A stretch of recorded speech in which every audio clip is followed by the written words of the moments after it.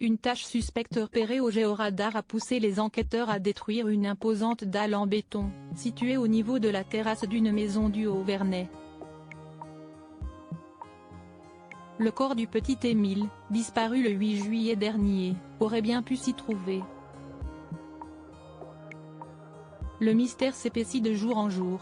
Disparu du jardin de ses grands-parents, dans le Haut-Verney, le 8 juillet 2023, le petit Émile, 2 ans et demi, est toujours introuvable.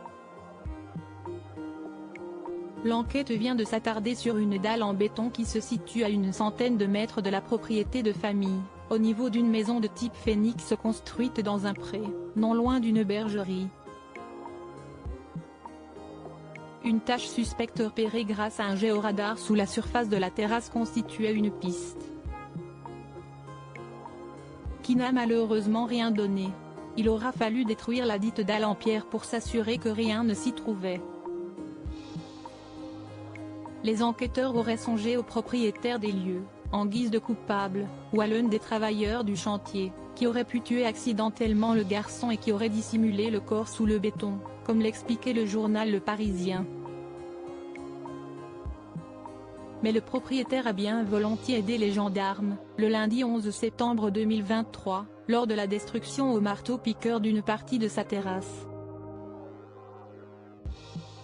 S'il avait fallu raser ma maison pour retrouver une trace d'Émile, j'aurais accepté sans hésiter, a-t-il assuré dans les colonnes du quotidien.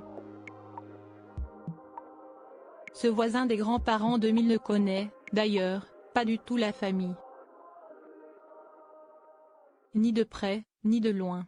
Sa maison de type phénix appartenait autrefois à un agriculteur du Haut-Verney, qui a d'ailleurs été entendu par les enquêteurs.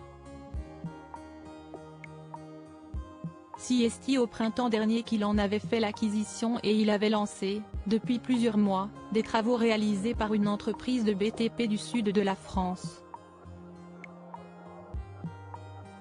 Ce sont des gens très bien, précisait un connaisseur du hameau.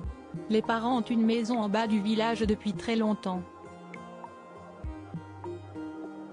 Une partie de la dalle en béton avait déjà été détruite dans le cadre de l'enquête.